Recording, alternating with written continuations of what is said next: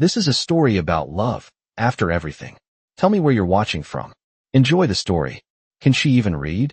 Ethan Whitmore said it loud enough for the entire table to hear, his voice smooth, amused, and just sharp enough to cut. And for a brief second, the soft clink of crystal glasses and quiet jazz in the background seemed to pause as if the room itself was deciding whether to laugh or look away. And then a few did laugh, polite, uncertain, the kind of laughter reserved for powerful men who expected it. While Claire Bennett stood still beside the table, a leather order book resting lightly in her hand, her posture straight, her expression calm, her eyes steady in a way that didn't match the uniform she wore, black and white. Simple, forgettable, the kind people looked past without thinking. But she didn't look away, not immediately, not the way most would.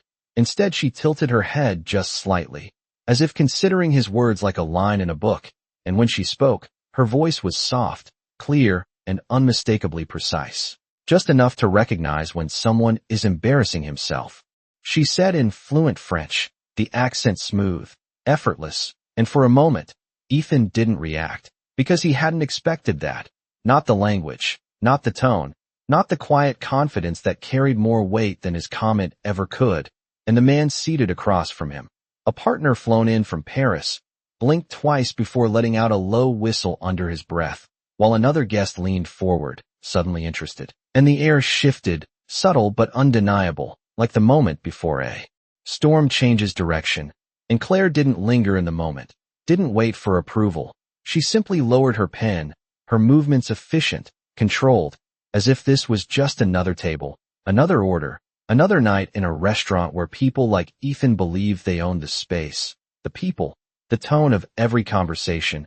And Ethan finally leaned back in his chair, a slow smile forming, not amused now, but curious, calculating, his watch catching the light as he folded his hands together, the polished steel reflecting a man used to being the smartest person in any room.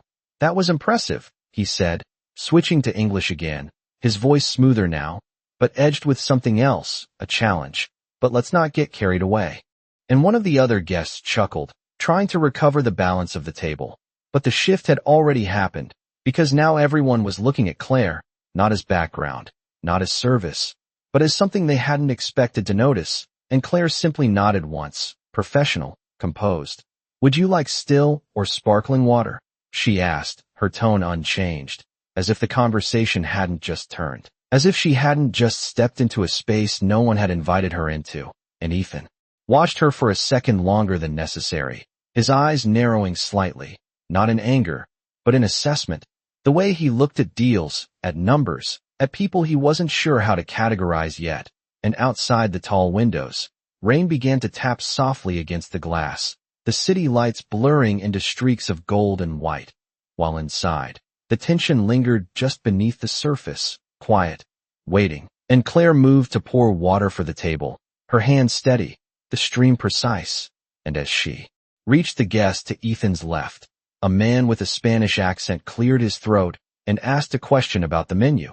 Something quick, casual, meant for the room, not for her, but she answered him without hesitation, in Spanish, smooth and natural, her tone warm, almost conversational, and the man's eyebrows lifted in surprise, a smile spreading across his face as he responded back, faster now, testing her. And she kept up effortlessly, her words flowing like she'd known the language her whole life.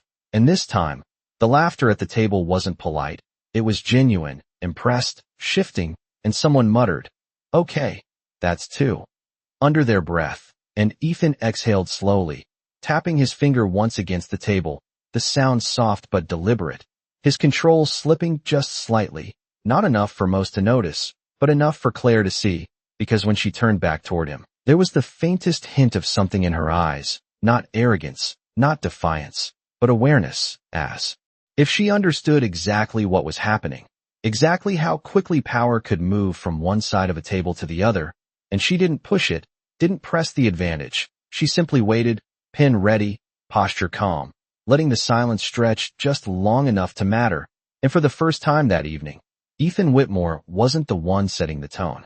The silence did not break all at once. It shifted, like a current turning beneath still water, and Ethan Whitmore felt it before anyone said a word. The way conversation slowed around him. The way attention no longer centered on his voice but drifted, almost unwillingly, toward the woman standing beside the table, and he did not like that feeling, not because he was insecure, but because he was not used to sharing control, not in business, not in rooms like this, and certainly not with someone he had already dismissed, and yet here she was, holding the attention of 4 international partners without raising her voice, without asking for it, and that unsettled him more than any direct challenge could have. So he leaned forward slightly, his tone light, but deliberate. "You have an interesting skill set," he said, tapping the edge of the menu with his finger. "Though I imagine memorizing a few phrases is easier than understanding what they mean." And this time, the laughter did not come as quickly. A few smiles flickered, uncertain, because now they were watching her, waiting, and Claire Bennett did not rush to respond. She finished pouring water into the last glass, set the pitcher down with quiet precision, and only then did she look at him, her expression unchanged, calm, unreadable. "Understanding is always the harder part," she said softly, and then she turned slightly toward the Italian guest, who had been following the exchange with growing interest, and in fluent Italian, she asked a question about the regional origin of the wine he had ordered, her tone shifting effortlessly, warmer now, more conversational, and the man's face lit up, surprised and pleased, as he launched into a detailed explanation, speaking quickly, gesturing with his hands, clearly enjoying the opportunity to be understood without effort.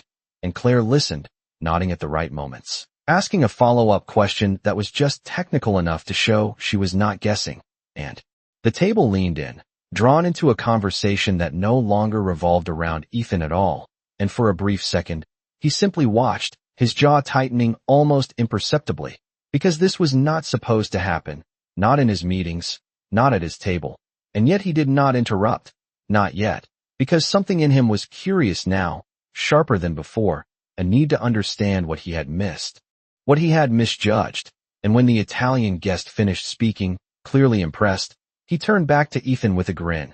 "She speaks better than your translator last quarter," he said, half joking, and that landed, subtle but direct, and a couple of the others nodded, the shift becoming more visible now, and Ethan exhaled slowly, leaning back again, his fingers steepled, his expression thoughtful, but there was still a trace of challenge in his eyes. "Then perhaps we should test that," he said, glancing toward the Japanese investor, who had remained quiet until now, observing everything with careful attention, and the man raised an eyebrow slightly, intrigued, before speaking in Japanese, his tone measured, his words precise, and for a fraction of a second, Claire did not answer, not because she did not understand, but because she chose the moment, letting the weight of expectation settle, letting the room lean just a little closer, and then she replied, her Japanese clear, respectful, carrying the exact level of formality required, not too stiff, not too casual, and the investor's expression changed immediately, from polite interest to genuine surprise, his posture straightening as he responded again, this time with more complexity, testing her, pushing slightly, and Claire followed without hesitation, her voice steady, her phrasing accurate, and when she finished, the man gave a small, approving nod, the kind that meant more than applause in rooms like this, and the silence that followed was different now, not uncertain, not polite, but filled with recognition, and someone let out a quiet laugh, not at her, but in appreciation of what they had just witnessed, and Ethan felt it fully then, the shift, the loss of his easy dominance, the realization that the dynamic he had assumed was no longer in place, and for the first time that evening, he was not entirely sure how to regain it, and Claire, sensing it without looking for it, simply picked up her pen. Again, her voice returning to its professional calm. "Are you ready to order, or would you like a few more languages before we begin?" she said, and there it was, a trace of humor, light, controlled, just enough to tilt the balance one step further, and a couple of the guests laughed openly this time, the tension breaking in a new direction, while Ethan looked at her, really looked at her now. Not at the uniform, not at the role, but at the person standing in front of him, and something in his expression shifted, not surrender, not yet, but the beginning of something else, something quieter, sharper, more dangerous than arrogance, respect trying to form where it had not existed before. The waiter station behind Claire Bennett was quiet for a moment, but not silent, never silent. Because in a place like this there was always movement, always the low rhythm of service continuing no matter what had just happened, and yet something lingered, something that had shifted beyond the table, because now a few nearby guests were glancing over more often than they should, drawn by curiosity, by the subtle electricity that had replaced the usual predictable flow of a business dinner, and Claire could feel it without looking, the way attention moved like a current, but she did not react to it. She did not change her pace. She simply stood there with her order pad, waiting, letting the moment settle where it needed to settle, and across from her, Ethan Whitmore tapped his finger once against the table again, slower this time, more thoughtful, as if recalibrating, as if the room had become something he needed to study rather than command, and when he spoke, his voice had changed, just enough that only someone paying close attention would notice. "Let us continue," he said, glancing at the others. "We do have a deal to finalize." And it sounded normal, controlled, but there was an undercurrent now, something less certain than before, and the German partner, who had remained mostly quiet until now, leaned forward slightly, adjusting his glasses, and spoke in German, his tone more complex than the others, layered, deliberate, clearly designed not just to communicate, but to test, and this time, he did not look at Ethan when he spoke, he looked directly at Claire, and the intention was clear, and for a fraction of a second, Claire's pen paused above the page, not from hesitation, but from calculation, because this was different. This was no longer about menu items or polite conversation. This was about meaning, about nuance, about something closer to the language of contracts and negotiations. And when she answered, her German was slower than the others had been. Not because she lacked fluency, but because she chose precision over speed, her tone. Careful, exact, carrying the weight of the question he had asked, and as she spoke, the man's expression shifted, his eyebrows lifting slightly, then settling, then lifting again, as if he had not expected that level of accuracy, and he responded, this time even more detailed, referencing a clause, a condition, something buried beneath the surface of the conversation, and Claire listened fully, her eyes steady, her posture unchanged, and when she replied, she did not just translate, she clarified, she adjusted a phrase, a subtle correction that altered the meaning just enough to matter, and the table went still again, not because of shock this time, but because something deeper had been revealed, and the German partner leaned back slowly, a faint smile forming, not amused, but impressed, and he said something quietly, still in German, a short sentence, and Claire nodded once, acknowledging it, before turning her attention back to Ethan, and that was when he understood, not fully, not yet, but enough to recognize that this was no longer a coincidence, no longer a series of lucky responses or memorized phrases. This was structure, this was knowledge, this was something built over time, something he had dismissed in a second without realizing what he was looking at, and for a brief moment, he felt something unfamiliar, not anger, not frustration, but the quiet discomfort of having misjudged a situation completely, and around the table, the energy had shifted again. But this time it was not playful, not curious. It was respectful, measured, the kind of attention people gave when they realized they were in the presence of someone who did not need to prove anything. And Claire, sensing that the moment had reached its natural limit, simply lowered her pen and spoke in English again, her tone returning to its professional calm. "If you are ready, I can place your order now," she said. And no one interrupted her this time. No one laughed, no one questioned. Because the dynamic had settled into something new, something quieter, and Ethan looked at her, really looked at her, his expression no longer amused, no longer dismissive, but thoughtful, and he nodded once, a small gesture, almost imperceptible, but significant. "Yes," he said, his voice steady. "Let us proceed." And as she began to write, the rain outside grew heavier, tapping more insistently against the glass. The city lights blurring further into streaks of color, and inside, the room returned to motion, but it was not the same as before, because now, every word carried a different weight, every glance held a different meaning, and Ethan Whitmore, for the first time that evening, was not leading the room, he was listening to it. The orders were placed without interruption, each voice measured, each choice deliberate. But the energy at the table no longer followed the script Ethan Whitmore had expected when he walked in that evening. And as Claire Bennett moved away toward the kitchen, her steps steady, her posture unchanged, the absence she left behind was more noticeable than her presence had been at the start, because now the table felt different without her, quieter, less certain, and for a few seconds, no one spoke about the deal at all, as if everyone needed to adjust to a new balance that had formed without permission. And Ethan picked up his glass of water, taking a slow sip, buying himself time, his mind moving faster than his expression revealed, replaying each exchange, each answer, each moment where control had slipped from his hands without resistance.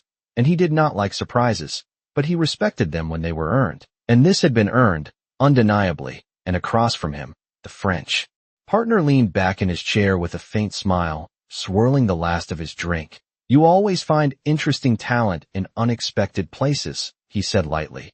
But there was meaning behind it, and Ethan did not respond immediately, because he knew that comment was not just about Claire, it was about him, about how he had handled the situation, about what it revealed, and instead, he shifted the conversation back to business, his voice steady, precise, guiding them through the terms they had come to discuss. But something subtle had changed, because now, when he spoke, the others listened differently, not less, but more carefully, as if weighing not just his words, but his judgment. And the meeting continued, numbers exchanged, timelines clarified, conditions negotiated, the familiar rhythm returning. But underneath it all, there was an undercurrent, a quiet awareness that something unexpected had entered the room and had not yet left. And when Claire returned with the first course, carrying plates with effortless balance, the conversation paused again, not abruptly, but naturally, as if everyone had unconsciously agreed that her presence mattered now. And she set each dish down with quiet precision, her movements efficient, unhurried, her focus on the details, the placement, the presentation, never seeking attention, never acknowledging the shift she had caused. And when she reached Ethan, their eyes met for just a fraction of a second, and this time, there was no trace of amusement in his gaze, no hint of dismissal, only something more controlled, more thoughtful, and he gave a small nod, almost instinctive, a gesture of acknowledgement that would have gone unnoticed by anyone not watching closely. And Claire responded with the slightest inclination of her head, professional, composed, as if the moment meant nothing and everything at the same time. And as she stepped back, one of the partners spoke again, this time in English, but referencing a clause from a bilingual document they had been reviewing earlier, his tone careful, analytical, and Ethan reached for the folder in front of him, flipping it open, scanning the page quickly, and for a moment, everything seemed in place, the wording correct, the structure intact. But then he paused, his eyes narrowing slightly, because something fell off, not obvious, not immediate. But there was a subtle inconsistency, a phrase that did not align perfectly with what had been discussed, and he read it again, slower this time, his finger tracing the line, and the room grew quiet, sensing the shift, and before he could speak, Claire's voice entered the space again, soft, measured. "Excuse me," she said, and every head turned toward her, not with surprise now, but with expectation, and she stepped slightly closer to the table, her eyes on the document, not on Ethan. "The second paragraph," she continued, her tone respectful but certain. "The phrasing in English suggests a conditional obligation, but the German version implies a fixed commitment." And the words hung in the air, precise, clear, and the German partner leaned forward immediately, taking the document, scanning the section, his expression tightening just slightly. And then he looked up, meeting Ethan's gaze, and gave a small, confirming nod. And in that moment, the weight of what had just happened settled fully, because this was no longer about language as a display. This was about consequence, about accuracy, about a detail that could have shifted the entire agreement. And Ethan closed the folder slowly, his hand still resting on it, his mind already calculating the implications, the cost of that discrepancy, the risk it carried.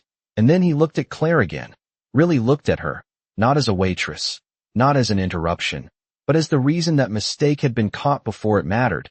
And for the first time that evening, he felt something unmistakable, not just respect, but a quiet recognition that the balance of power he had assumed was not as fixed as he had believed, and Claire, having said what needed to be said, stepped back again, returning to her place in the rhythm of the room, as if she had not just altered the course of a multi-million-dollar conversation with a single sentence delivered at exactly the right moment.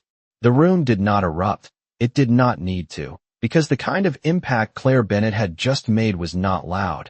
It was quiet, precise, and far more unsettling than any raised voice could have been.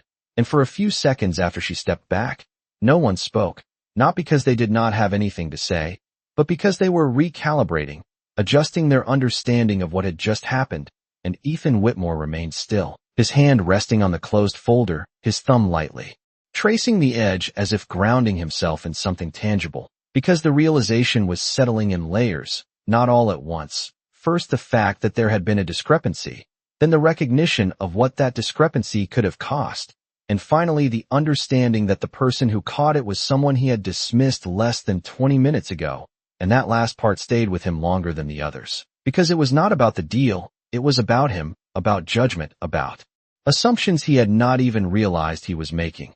And across the table, the German partner cleared his throat, breaking the silence, his voice measured, respectful. "She is correct," he said in English this time, tapping the page lightly. This phrasing would have obligated us differently than intended, and the French partner nodded in agreement, leaning forward to review the text more closely, while the others exchanged glances that no longer carried amusement, but something closer to respect, and not just for Claire, but for the moment itself, the shift in awareness that had passed through the room, and Ethan finally lifted his gaze, looking not at the document, but at Claire, who was now standing just a few steps away, her attention already returning to the flow of service, as if she had simply done what was necessary and nothing more, and that, more than anything, caught his attention, because there was no attempt to claim credit, no subtle glance to measure reactions, no change in posture or tone, just quiet continuation. And he stood slowly, the movement deliberate, enough to draw attention without demanding it. And the room followed, because when Ethan Whitmore stood, people noticed, always, and he held the folder in one hand, looking at it briefly before setting it down on the table again. And then he spoke, not loudly, but clearly, his voice carrying just enough weight to reach everyone at the table. "We would have missed that," he said, the words simple, direct, and there was no hesitation in them, no attempt to soften the truth. And then he turned fully toward Claire, his expression composed, but different now, stripped of the earlier amusement, replaced by something more grounded, more real. "Thank you," he added, and the words landed with more impact than his earlier comment ever had, because they were not expected, not from him, not in this setting. And for a moment, Claire looked at him, really looked, as if measuring the sincerity behind the statement, and then she gave a small nod, not deferential, not dismissive, simply acknowledging the exchange as equal, and the tension in the room shifted again, this time settling into something steadier, more balanced, and one of the partners let out a quiet breath, a faint smile forming as he leaned back in his chair. "I think we should revise that section before moving forward," he said, his tone lighter now, but still professional.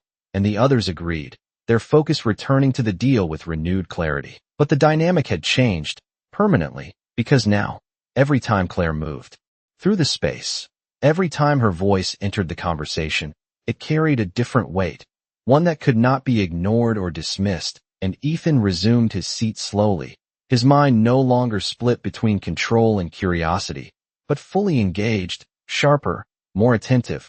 And as the discussion continued, he found himself listening differently, not just to the partners, but to the room, to the subtle cues, to the details he might have overlooked before. And when Claire returned to refill glasses, her presence was no longer background. It was part of the structure of the evening. And as she reached his side again, he spoke quietly, just low enough that only she could hear. "Where did you learn all of that?" he asked, not as a challenge, not as a test, but as a genuine question. And Claire paused for a fraction of a second, her hand still on the water pitcher, before answering, her voice calm, steady. "Some things you study," she said softly, "and some things you learn when you have no choice." And then she moved on, leaving the words behind like a line that did not need explanation, and Ethan watched her for a moment longer than necessary, the answer settling in his mind, not fully understood, but felt, because it carried something deeper than credentials, something shaped by experience, by necessity, by a path he could not see yet. And for the first time that evening, he was not thinking about how to win the room. He was thinking about how much he had missed before he started paying attention. The meeting resumed, but it no longer felt like a performance led by one man.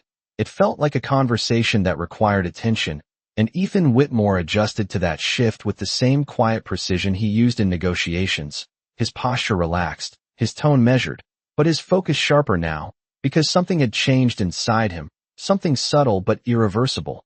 And as the partners reviewed the revised clause, their voices steady, their words more careful than before, Ethan found himself pausing more often, listening longer, allowing space where he would have once filled it without hesitation, and the difference was small, almost invisible, but it altered the rhythm of the table in a way that made everything feel more deliberate, more real. And across from him, the Japanese investor spoke again, this time in English, his tone thoughtful. "It is interesting," he said, glancing briefly toward the direction Claire had moved, "how clarity can come from unexpected places." And Ethan nodded once, not as a formality, but in agreement, because he understood the weight behind that statement now, not just as a comment, but as a quiet observation about the entire evening. And as the main course was served, Claire returned once more, her movements consistent, unhurried, her attention on the details that most people overlooked, the angle of a plate, the placement of a fork, the timing of each step. And yet there was something different now, not in her actions, but in how those actions were received, because the table no longer saw her as part of the background. They saw her as someone who had already influenced the outcome of their conversation, and that awareness lingered in every glance, every pause.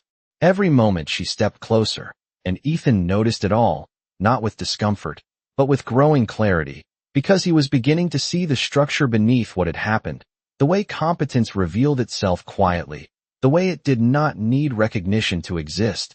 And when Claire set his plate down, he spoke again, his voice low, controlled, but no longer carrying the edge it had before. "You corrected a legal nuance earlier," he said, not looking at her directly at first, as if framing the thought for himself. "That is not something you pick up casually." And Claire paused just long enough to acknowledge the question behind the statement, her gaze steady. "No," she replied simply, and for a moment, neither of them said anything more, the silence between them not awkward, but intentional, as if both understood that some answers were not meant to be given in a single sentence. And then she stepped away again, returning to the rhythm of the room, leaving Ethan with the echo of that simplicity. And as the conversation continued, the deal moving forward with revised clarity, he found his attention drifting back to her, not in distraction, but in curiosity, the kind that sharpened rather than divided his focus. And he began to notice details he had ignored before, the way she anticipated needs before they were spoken, the way she adjusted her tone depending on who she addressed, the way her presence seemed to stabilize the flow of the room without ever drawing attention to itself. And it occurred to him, quietly, that this was not accidental, that this was skill, refined, intentional, shaped over time. And the realization settled deeper than the earlier surprise, because it was not about what she had done, it was about who she was. And when the plates were cleared and the final points of the agreement were confirmed, the atmosphere at the table shifted once more, this time into something lighter, the tension replaced by a sense of completion, of something successfully navigated. And one of the partners raised his glass slightly, offering a brief toast, his words simple, appreciative, and the others followed, the sound of crystal meeting crystal echoing softly. And Ethan lifted his glass as well, his expression composed, but his mind elsewhere for just a second, because as he glanced across the room, he saw Claire near the service station, speaking quietly with another staff member, her posture relaxed in a way it had not been at the table. And for the first time that evening, she looked almost ordinary, almost invisible again, and that contrast struck him more than anything else had, because he now knew how much was hidden behind that appearance, how much he had overlooked in a single glance, and he lowered his glass slowly, the thoughts settling into something more defined, more intentional. And when the meeting finally began to close, documents gathered, chairs shifting, voices lowering into casual conversation, Ethan stood once more. But this time, his movement was not about control, it was about decision, and as the others prepared to leave, he remained for a moment longer than necessary, his gaze finding Claire again, not as an afterthought, not as part of the room, but as someone he intended to understand. And for the first time that evening, his next move was not planned in advance, it was chosen in the moment. The last signatures were not dramatic. There was no applause, no visible celebration, just the quiet sound of pens meeting paper and the subtle release of tension that followed. And Ethan Whitmore closed the folder with a soft click, his hand resting on it for a brief moment, as if marking the end of something that had not gone the way he expected, and yet had turned out better because of it. And around him, the partners began to rise from their seats, adjusting jackets, checking watches, exchanging final remarks that were lighter now, more relaxed, the weight of negotiation replaced by the ease of completion, and Ethan responded to each of them with the same composed professionalism he was known for, a handshake here, a nod there, his tone steady, controlled. But there was a difference now, something less mechanical, more present, as if he was actually in the moment rather than just managing it. And one by one, they made their way toward the exit, their voices fading into the soft hum of the restaurant, until the table was no longer a center of attention, just another space being cleared for the next reservation, and Ethan remained standing for a second longer than necessary, his gaze drifting toward the service station where Claire Bennett stood, speaking quietly with another waitress. Her expression relaxed in a way it had not been at the table, a faint smile appearing and disappearing as she listened, and for a moment, she looked completely ordinary again, like someone the room would forget in seconds, and that contrast stayed with him, because now he knew it was an illusion, a surface that hid something far more precise, far more intentional, and he exhaled slowly, making a decision that felt unfamiliar not because it was difficult, but because it was not strategic, it was personal, and he stepped away from the table, his movements unhurried, crossing the polished floor with the same quiet confidence he always carried, but this time without the expectation that the room would move around him. And when he reached the service station, Claire looked up, her expression shifting instantly back into professional composure, the faint smile replaced by calm attentiveness. "Is there anything else you need, sir?" she asked, her tone polite, measured, but not distant, and Ethan paused for a fraction of a second, as if considering how to answer a question that did not have a standard response. And then he shook his head slightly, a small gesture, almost casual. "No," he said, his voice quieter than before. "Not in that sense." And for a brief moment, neither of them spoke, the space between them holding a different kind of tension now, not confrontational, not uncertain, but something more subtle, something that had not existed at the beginning of the evening. And Ethan glanced around the room, as if acknowledging the setting they were in, before returning his attention to her. "You changed the outcome of that meeting," he said, not as praise, not as flattery, but as a simple statement of fact. And Claire's expression did not shift dramatically. She did not react the way most people would to that kind of acknowledgement. She simply held his gaze for a second, then nodded once. "It was already there," she replied softly. "It just needed to be seen correctly." And the answer lingered, carrying more meaning than the words themselves, and Ethan studied her for a moment, not trying to read her, not trying to categorize her, just observing. And then he asked the question that had been forming since the first moment she spoke in French. "Why are you working here?" he said, his tone direct, but not intrusive, and Claire did not answer immediately, not because she was avoiding the question, but because she chose when to speak, and when she did, her voice was steady, calm. "Because this is where I am right now," she said, and there was no apology in it, no explanation offered. Just a statement that closed the door to assumptions without needing to argue against them. And Ethan let out a quiet breath, a faint smile touching his expression, not amused, but appreciative, because he understood what she was doing, what she was not doing, and for the first time in a long time, he found himself without a prepared response, without a next move already mapped out, and instead of filling the silence, he let it exist, just for a second, before speaking again. I would like to continue this conversation, he said, his voice measured. Not here, not as part of service. And Claire's eyes shifted slightly, a flicker of something passing through them. Not surprise, not hesitation, but recognition of the shift he was proposing, and she tilted her head just a little, considering him the same way she had at the beginning of the night, as if weighing not the offer, but the intention behind it. And then she answered, her tone unchanged. That depends, she said quietly, on whether you are asking out of curiosity or respect. And the question settled between them, simple on the surface, but precise in its implication, and Ethan did not answer immediately, because for the first time, the difference between those two things mattered to him in a way it had not before. And as the rain continued to fall against the windows, soft and steady, the moment stretched just long enough to become something neither of them would forget. The question did not demand an immediate answer, and Ethan Whitmore knew that, not because she said it, but because of the way she stood there, still, composed, completely unhurried, as if time moved differently around her.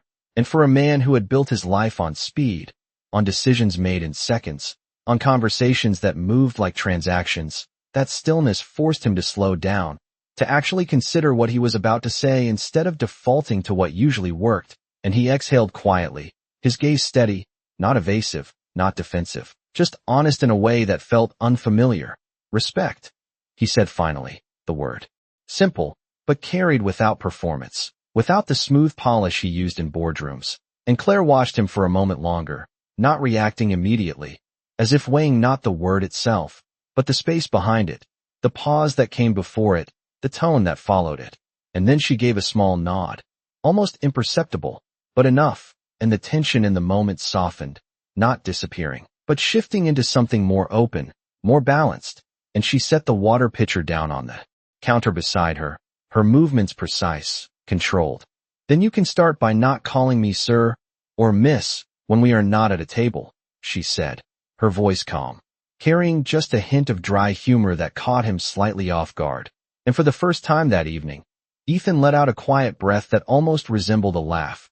Not loud, not exaggerated, just real. Fair enough, he replied. And the simplicity of that exchange settled between them like a reset, a quiet agreement that whatever came next would not follow the same rules as before. And for a moment, neither of them spoke, the sounds of the restaurant filling the space instead, the soft clatter of dishes, the low hum of conversation, the rain tapping steadily against the windows. And then Ethan glanced toward the front of the restaurant, where the last of his partners had already disappeared into the night, before turning back to her. When do you finish your shift? He asked, not as a demand, not as an expectation, but as a question that left room for refusal. And Claire tilted her head slightly, considering, her eyes steady. In about 45 minutes, she said, and Ethan nodded once, absorbing that, adjusting without even thinking about it. I will wait, he said, and the statement was quiet, but deliberate. And this time, Claire did react, not dramatically, but with a slight shift in her expression, a flicker of surprise that disappeared almost as quickly as it came, because men like him did not usually wait, not for anything, not for anyone. And yet he said it without hesitation, without checking his watch, without calculating the value of his time in dollars per hour. And that alone told her something. Not everything, but enough to notice. And she studied him for a second, as if deciding whether to challenge it, to question it. But instead she simply nodded once, accepting the statement for what it was. And then she stepped away, returning to her work, the moment closing without needing anything more. And Ethan moved toward a quieter table near the window, not the best table in the room, not the one reserved for status, but one that gave him a clear view of the space. And he sat down, loosening his jacket slightly, his posture relaxing in a way that had nothing to do with comfort and everything to do with choice, because this was not a meeting, not a negotiation, not a calculated move. This was time he had decided to give without knowing what he would gain from it. And as he sat there, the city outside blurred by rain and light, he found himself watching the room differently, not as a system to manage, but as a series of moments unfolding without him at the center. And Claire moved through those moments with the same quiet precision he had noticed before, but now, without the pressure of the earlier confrontation, her presence felt different, lighter, almost effortless, and he saw things he had not seen before. The way she smiled at a family seated near the back, the way she adjusted her tone when speaking to an older couple, the way she handled a small mistake from the kitchen with calm efficiency instead of frustration, and none of it was dramatic, none of it was meant to be noticed, but together, it formed something consistent, something intentional. And Ethan leaned back slightly in his chair, his gaze following her movements not out of distraction, but out of interest, the kind that built slowly, without urgency. And for the first time in a long time, he was not thinking about the next deal, the next meeting, the next outcome. He was simply present, watching, learning. And as the minutes passed, the noise of the city, the rhythm of the restaurant, and the quiet persistence of the rain blended into something steady, something almost grounding. And when Claire finally stepped away from her last table, untied her apron, and placed it neatly at the service station, she glanced toward him, just once, a silent acknowledgement that the time he had chosen to wait had come to its end, and Ethan Whitmore stood, not out of habit, but because he wanted to meet her there, on equal ground, where the next conversation would begin without titles, without roles, without the assumptions that had shaped the beginning of the night. The restaurant door opened with a soft chime as Claire Bennett stepped out into the night, the sound of rain immediately filling the space where conversation and clinking glasses had been just seconds before, and she paused briefly under the awning, adjusting the strap of her bag over her shoulder, her movements calm, unhurried, as if the storm outside was just another detail to be acknowledged rather than avoided. And behind her, Ethan Whitmore followed, the shift from warm lighting to cool city air noticeable but not uncomfortable, the kind of transition that marked the end of one setting and the uncertain beginning of another. And for a moment, they stood side by side without speaking, the rhythm of rain against pavement creating a quiet backdrop that did not demand to be filled. And Ethan glanced out toward the street, where headlights blurred into streaks of white and red, reflecting off wet asphalt, before turning his attention back to her. "Do you always leave right on time?" he asked, his tone light, but carrying the same measured curiosity that had been building all evening. And Claire tilted her head slightly, considering the question. "Only when there is no reason to stay," she replied, her voice steady, and there was no challenge in it, no implication, just a simple statement that left space for interpretation. And Ethan let out a quiet breath, the corner of his mouth lifting just slightly. "That is fair," he said, and then he gestured subtly toward the street, where a black car waited at the curb, its presence understated but unmistakably precise. "I can have you driven home," he added, the offer delivered without insistence, without assumption, just an option placed between them. And Claire followed his gaze briefly before looking back at him, her expression unchanged. "I take the subway," she said, and again, there was no apology in it. No attempt to soften the contrast between their worlds, just a statement of fact. And Ethan nodded once, accepting it without hesitation. "Then I will walk with you," he said. And this time, the words carried a quiet certainty, not because he expected agreement, but because he had already made the decision. And Claire studied him for a second, the rain continuing to fall around them, the city moving past in the background. And then she stepped out from under the awning, not waiting for further discussion, and Ethan followed without comment, falling into step beside her as they moved down the sidewalk, their pace unhurried, matching without effort. And for a few blocks, neither of them spoke, the silence not uncomfortable, but intentional, shaped by the rhythm of footsteps and the steady sound of rain. And Ethan found himself noticing details he usually ignored, the way the city felt different at this hour, the way people moved with purpose or without it, the way small conversations carried through the air and disappeared just as quickly. And beside him, Claire walked with the same quiet awareness he had seen inside the restaurant, her gaze steady, her posture relaxed, as if she was completely at ease in a world that never slowed down. And after a while, Ethan spoke again, his voice softer now, less structured. "You said earlier that some things you learn when you have no choice," he said, not looking directly at her, but not avoiding her either. "That is not a common way to describe education." And Claire let out a small breath, almost a quiet laugh, though it did not fully form. "It is not supposed to be," she replied, and there was a pause, just long enough to suggest there was more behind it. But she did not continue immediately. And Ethan did not press. Not this time. Because he was beginning to understand that her answers came on her terms, not his. And after another few steps, she added, her voice still calm. Some people learn in classrooms, she said. Some people learn because something important depends on it. And the words settled into the space between them. Simple, but carrying a weight that did not need to be explained, and Ethan nodded slightly, absorbing it, not trying to dissect it, just letting it exist. And as they reached the entrance to a subway station, the light from below casting a soft glow onto the wet pavement, Claire slowed, coming to a stop near the stairs, and she turned to face him fully for the first time since they had left the restaurant, her expression composed, but open in a way it had not been earlier. This is where I go, she said, and Ethan looked at the entrance, then back at her, the moment settling into something quieter, more defined, and for a second, he considered saying something more, something that would extend the conversation, but instead, he chose simplicity. Then I will not keep you, he said, and there was no disappointment in his tone, no pressure, just acknowledgement, and Claire nodded once, a faint smile appearing briefly. Good, she replied, because I would not have stayed, and there was a hint of humor in it now, light, controlled.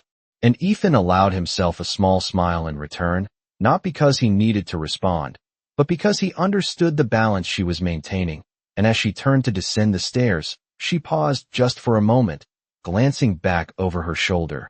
You asked out of respect, she said quietly. So I answered. And then she disappeared into the station, leaving Ethan standing at the edge of the city's endless motion. The rain continuing to fall around him, steady, unchanging, and for the first time in a long time, he did not immediately reach for his phone, did not call for the car waiting just a few feet away. He simply stood there, watching the space where she had been, aware that something had shifted in a way he could not yet fully define, but knew would not be easily forgotten. The rain did not stop when Claire Bennett disappeared into the subway. It continued, steady and unbothered, as if the city had decided that some moments were not meant to be marked by clear endings. And Ethan Whitmore stood there a few seconds longer than necessary, his gaze fixed on the stairwell where she had vanished, not because he expected her to come back, but because he was not ready to move on from the quiet shift that had just taken place. And when he finally turned, the black car waiting at the curb felt different, not wrong, not excessive, just distant, like something that belonged to a version of himself that had not yet paused to notice anything beyond efficiency. And he stepped inside without speaking, the door closing softly behind him, sealing him off from the sound of rain and the motion of the street. And as the car pulled away, the city lights blurred against the glass, reflections overlapping in a way that made everything feel less defined, less controlled. And for the first time in years, Ethan did not reach for his phone, did not check messages, did not review the outcome of the deal he had just secured. Instead, he leaned back slightly, his gaze unfocused, his mind returning not to numbers or projections, but to a voice, to a series of moments that had unfolded in a way he had not anticipated.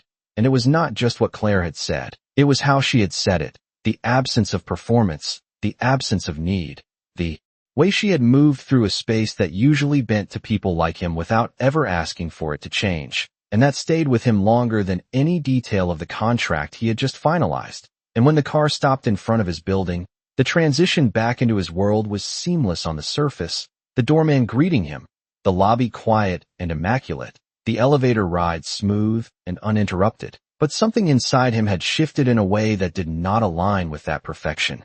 And as he stepped into his apartment, the city stretching out beyond the floor-to-ceiling windows, he paused, just for a second, the silence of the space settling around him. And it felt different now, not empty, not uncomfortable, but more noticeable, as if he was aware of it in a way he had not been before. And he loosened his jacket, setting it aside with the same precision he applied to everything. But his movements lacked the usual urgency, the sense of constant forward motion replaced by something slower, more deliberate. And he walked toward the window, looking out at the rain continuing to fall across the city, each drop disappearing into the next. And he replayed the evening again, not as a sequence of events, but as a series of realizations, each one building on the last, until they formed something he could not ignore, because this was not about being impressed, it was about being corrected, not publicly, not aggressively, but quietly, precisely, in a way that left no room for dismissal.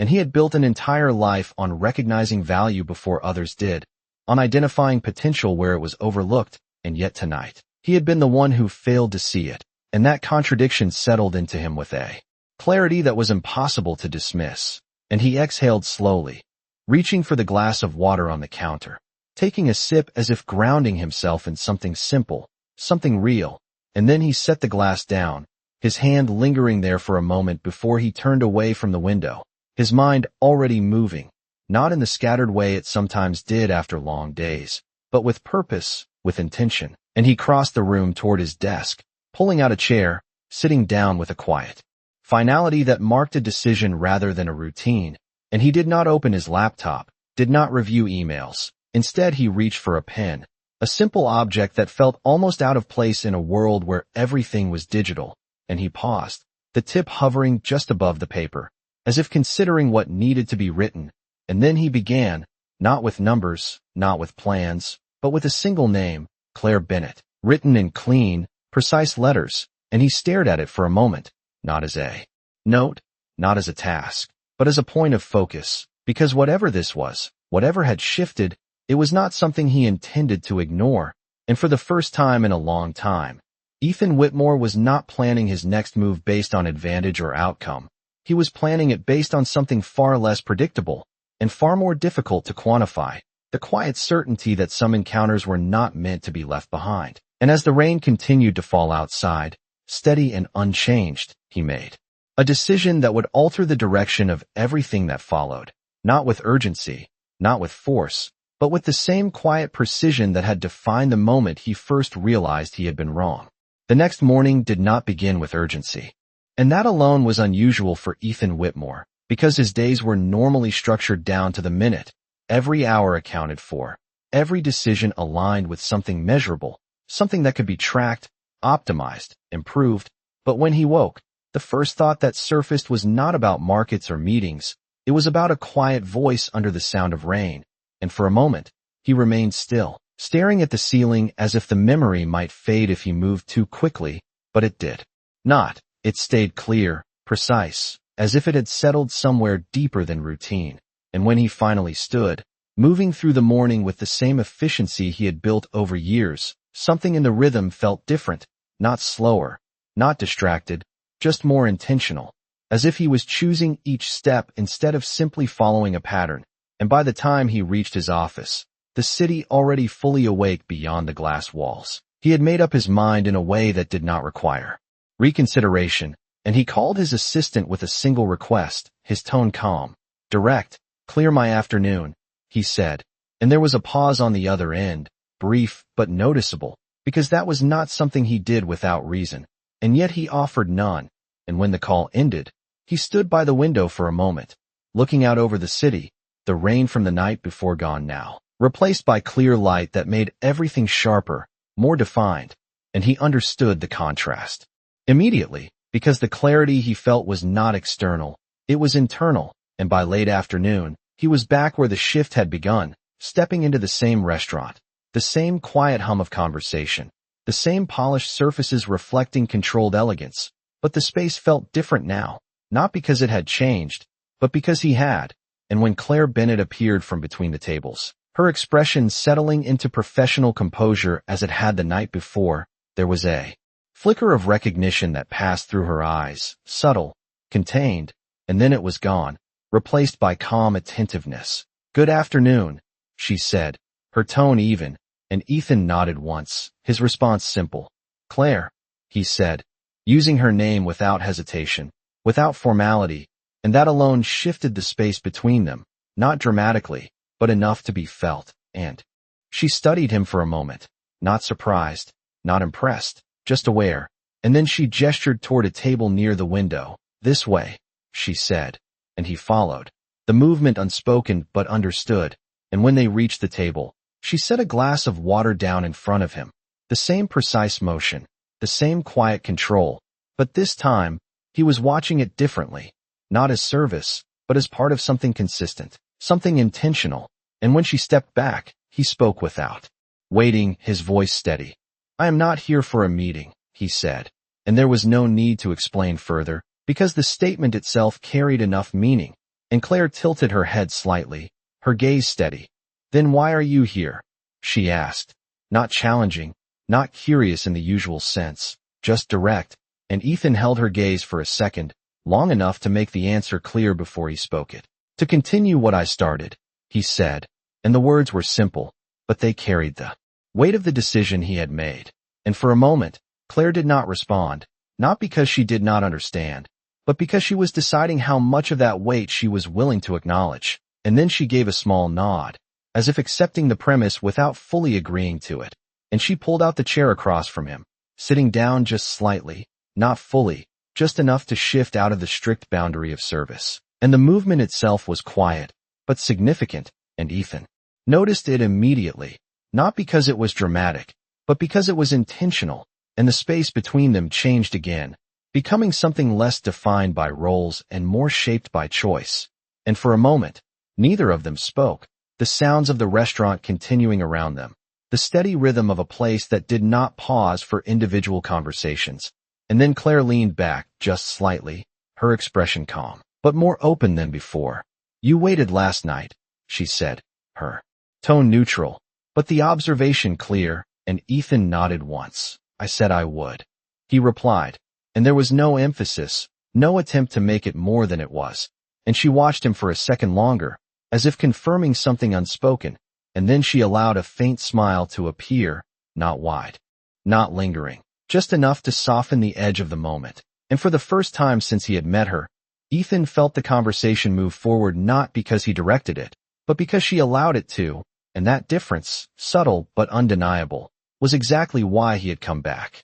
The conversation did not rush forward. It unfolded, quietly, like something that had been waiting for the right moment to exist. And Ethan Whitmore leaned back slightly in his chair, not in control, not directing, just present in a way that felt unfamiliar but not uncomfortable. And Claire Bennett watched him for a second longer, as if confirming that he was not going to fill the silence with something unnecessary. And when he did not, she spoke, her voice calm, steady. "Most people come back for answers," she said, her gaze steady. "You came back with a question." And Ethan allowed a faint smile to appear, not because he found it amusing, but because he recognized the truth in it. "I am still deciding what I am asking," he replied, and there was no attempt to make the statement sound more refined than it was, just honesty. And Claire nodded slightly, as if that answer met a standard he had not been aware of, and she rested her hand lightly on the edge of the table, not as part of service, but as part of the conversation. And the shift was small, but it mattered, because it removed the last visible boundary between them. And for a moment, they simply sat there, the noise of the restaurant continuing around them, the soft clink of dishes, the quiet murmur of conversations that had nothing to do with them. And Ethan found himself noticing how different this felt from any meeting he had ever had, because there was no objective, no outcome to secure, no leverage to consider. Just two people sitting across from each other without the usual structure that defined his world. And he spoke again, his tone thoughtful. "You said some things are learned when something important depends on it," he said, and Claire's expression shifted slightly, not closed, not guarded, just more focused, as if the conversation had reached a point where precision mattered, and she nodded once. "Yes," she said, and there was a brief pause. And then she continued, her voice still calm, but carrying more depth now. "When you do not have the option to fail, you learn differently," she added, and the words were simple, but they carried something heavier beneath them, something shaped by experience rather than theory. And Ethan did not interrupt, did not try to analyze it out loud. He just listened, because he understood that what she was offering was not explanation, it was context. And after a moment, he leaned forward slightly, his gaze steady. "And what depended on it?" he asked, not pressing, not demanding, just opening the space for her to answer if she chose to. And Claire looked at him for a long second, measuring, deciding, and then she exhaled quietly, her posture still relaxed, but her tone shifting just enough to signal that this answer was different. "My mother," she said, and there was no dramatics in it, no elaboration, Just 2 words that carried everything they needed to. And Ethan felt the weight of that immediately, not because of the words themselves, but because of how simply they were delivered.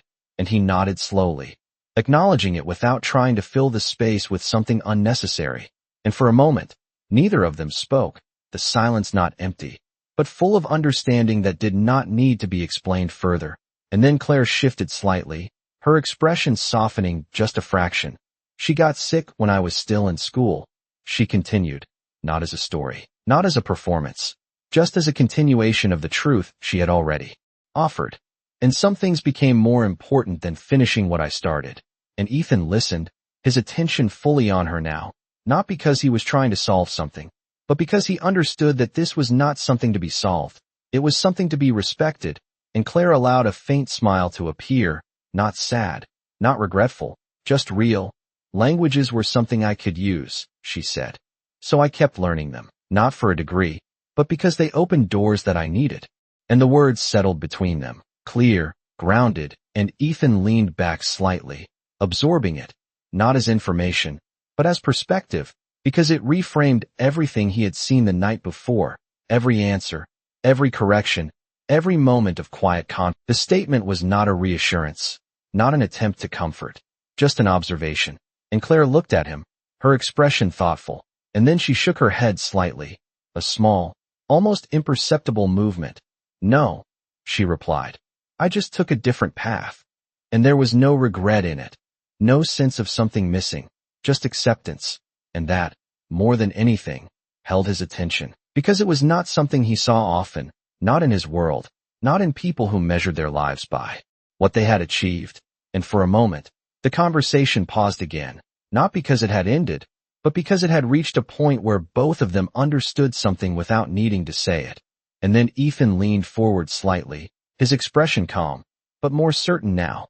Then I would like to be part of where that path goes next, he said. And the words were simple, but they carried intention, not as an offer, not as a proposition, but as a statement of presence. And Claire held his gaze for a moment, the faint smile returning, not because she was convinced, not because she was impressed, but because she recognized the difference between someone trying to change her direction and someone willing to walk alongside it. And for the first time since they had met, the silence between them felt less like a boundary and more like the beginning of something that neither of them had planned, but both of them understood. The moment did not end with a decision. It settled into something quieter, something that did not need to be declared to exist. And Claire Bennett held Ethan Whitmore's gaze for a second longer before looking down at the table, her fingers tracing the edge of the glass in front of her, not out of hesitation, but as if grounding the shift that had just taken place, because she understood what he was offering, not in words, but in intention, and she also understood what it would require, not from him, but from herself. And when she looked back up, there was a softness in her expression that had not been there before, not a loss of composure, but an openness that had not been earned by money, status, or persistence, but by something far more difficult, consistency. And she leaned back slightly, her posture relaxed.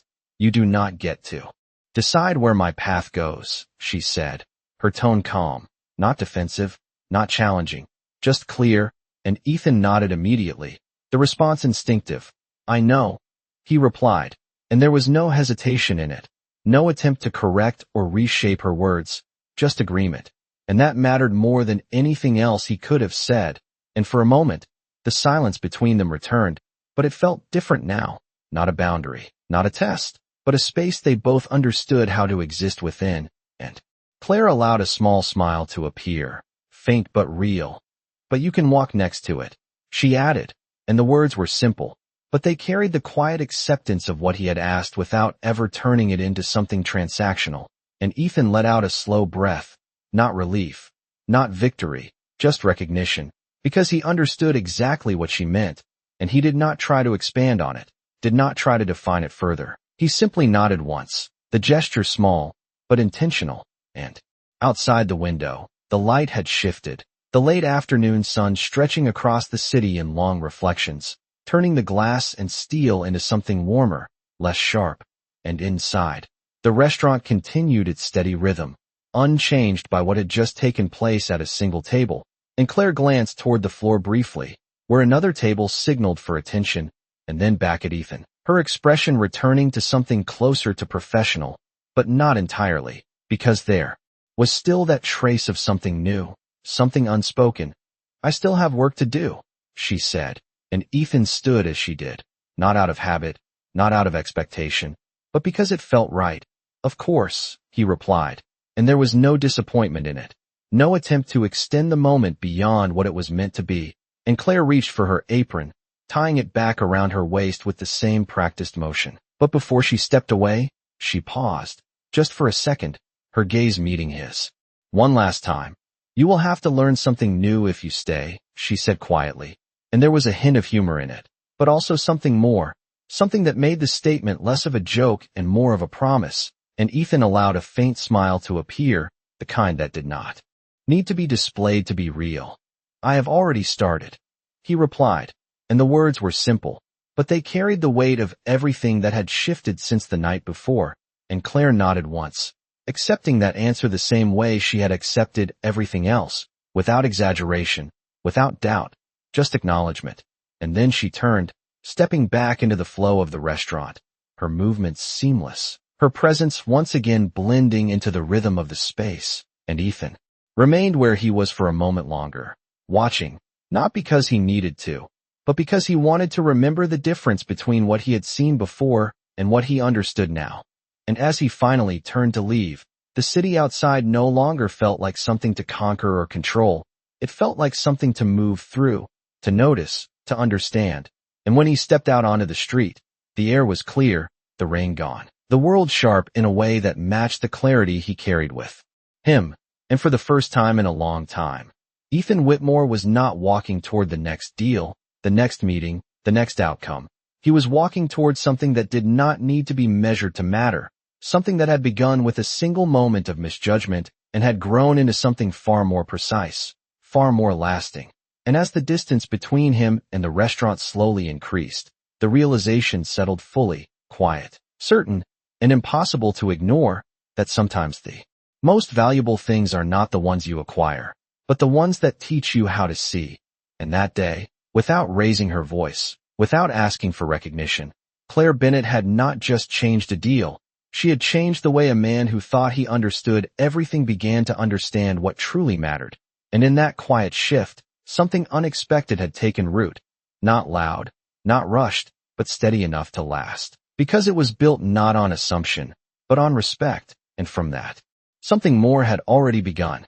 If this story moved you, don't forget to like, share, and subscribe to Love After Everything channel to support more powerful storytelling like this. Every click helps us bring more touching, meaningful stories to life. Stay with us for more moments where quiet strength changes everything.